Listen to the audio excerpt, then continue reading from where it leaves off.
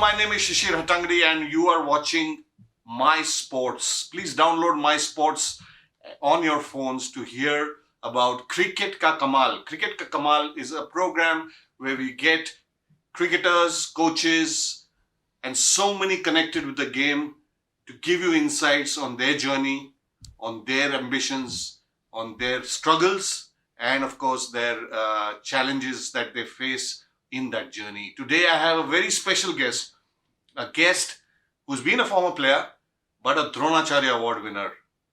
Dinesh Lad, welcome.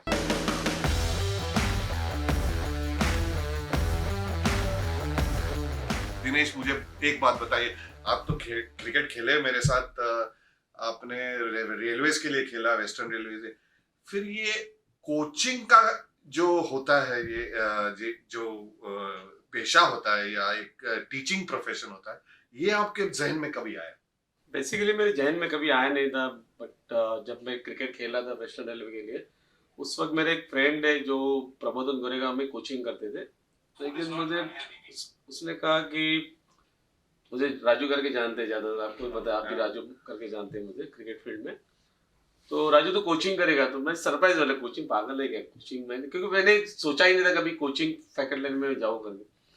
नहीं चलना कुछ नहीं, अप्रैल में बहुत सारे कैंप्स रहते हैं, तो कैंप में बच्चे बहुत आते हैं, तो उनको कोचेस लगते हैं, कुछ नहीं 550 रुपये तुझे मिलेंगे 1.5 महीने के, और खाली आके कुछ कैच प्रैक्टिस वगैरह देना। पहले सोचा देन अभी तो मैं ये बात कह सकता हूँ कि हमारे रेलवे में हमको एक फैसिलिटीज मिलती थी, हाफ डे की फैसिलिटी, प्रैक्टिस करने के लिए। तो बोला चलो हाफ डे तो मुझे मिल रहा है, मैं सोचा चलो जाते हैं, दिखते एक्सपीरियंस लेते कुछ। और मैंने मेरे गुरु थे रमाकांत दासरेकर, उनको देखा था कोचिंग करते वक्त। मेरे दूसरे गुरु रेलवे के जो मनोहर सुरवे करके थे, उनको भी देखा था, और पता था कुछ बैट कैसे पकड़नी, कैचेस कैसे देना है, तो वो तो पता था। तो मुझे 25 बच्चे दे दिए गए प्रबोधन गोरेगांव में 1993 में, मैं उस वक्त गया उस वक्त।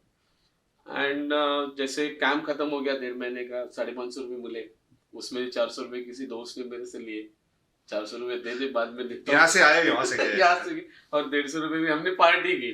बट सडनली मुझे जैसे कैंप खत्म होने, फंक्शन खत्म होने का, वहाँ के सेक्रेटरी ने बुला लिया, मिस्टर लाड आप रेगुलर कोचिंग करो। मेरे लिए शॉकिंग था वो, क्योंकि मैंने सोचा भी नहीं था मैं कोचिंग, मैंने क्या किया था कि मुझे उन्होंने डायरेक्ट ऑफर की कि आप रेगुलर कोचिंग करोगे। ठीक है, मैंने दोस्त को पूछा, अरे मुझे पूछ रहे रेगुलर करेंगे, तो बोला करना क्या है उसमें, तो हाफ डे तो मिल ही रहा था, बोले चलो उसका फायदा उठाए, और मैंने मेरी कोचिंग की शुरुआत की।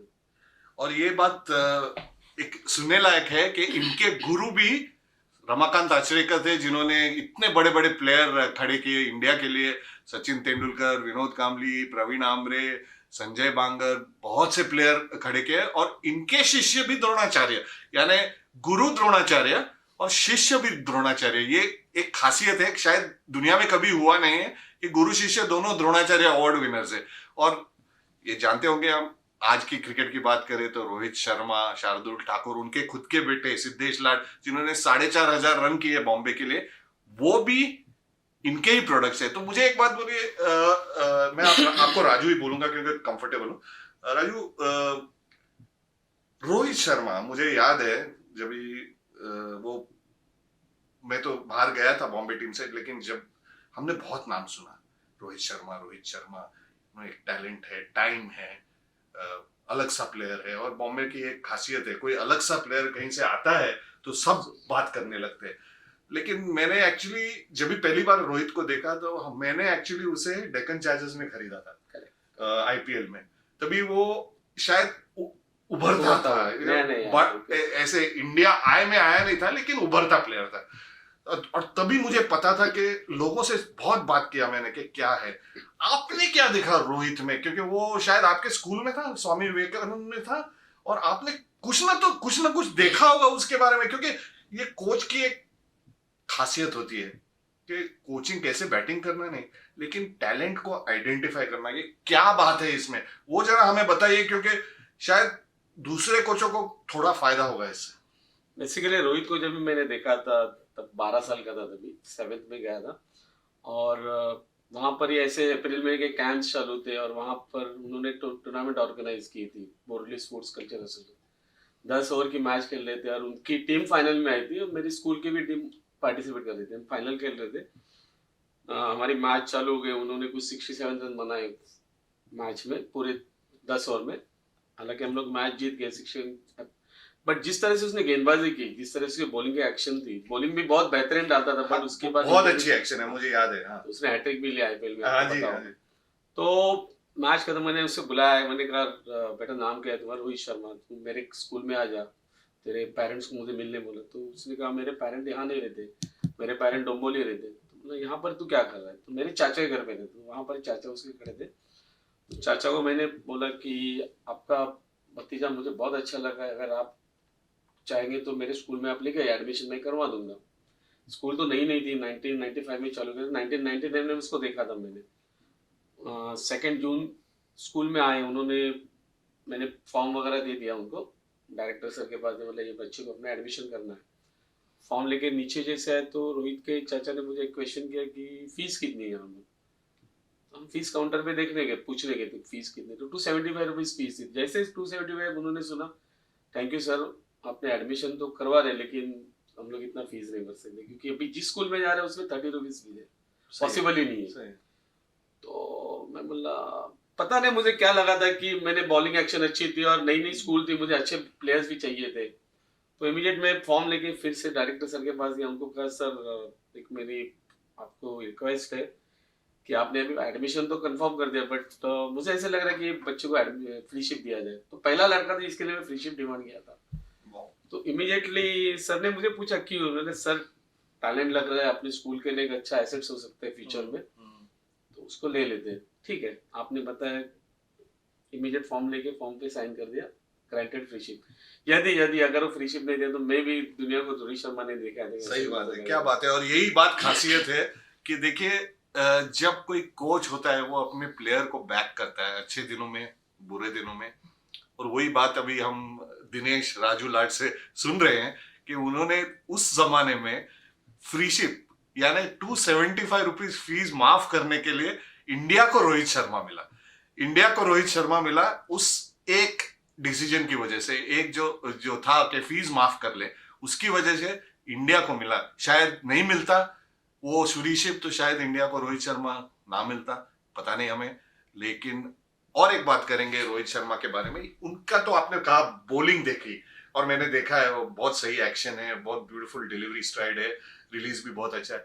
बैटिंग का क्या? बैटिंग का ऐसे कि मेरा थोड़ा कोचिंग का फंडा अलग है, मैं बॉलर्स को ज्यादा बॉलिंग करवाता हूँ और बैटर्स को ज्यादा। और नई नई स्कूल थी, जैसे आप भी खेले हो गाइड शील, हैरी शील आप भी खेले हो। तो हैरी शील की जब हमारी प्रैक्टिस चालू होगी, 16 के बच्चे थे, तो रोहित उस टीम में नहीं था।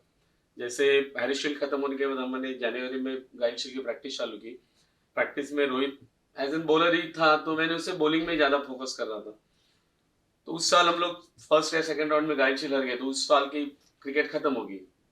नेक्स्ट ईयर जब मैंने उसको अंडर 16 टीम में लेके, बॉलिंग एक्शन अच्छी थी, एक बॉलर भी अच्छा मिल रहा था मुझे, तो उस टीम में ले लिया 16 के। जैसे हमारी 16 की प्रैक्टिस चले अक्टूबर में, तो मैं एक दिन स्कूल में एंटर कर रहा था, तो गेट से मैं एक लड़का देख रहा था कि आपको पता है कि बच्चे पहले शुरू में नॉकिंग करते रहते हैं ऐसे वगैरह। तो एक लड़का नॉकिंग कर रहा है और इसकी बैट इतनी स्ट्रेट आ रही थी, इतने प्रॉपरली ड्राइव कर रहा था। मैं बोला कौन लड़का है यार, नया नया कोई आया लगता है। अच्छा, आपने पहचाना नहीं कि आपका ही बॉलर है? मैंने पहचाना नहीं उसे।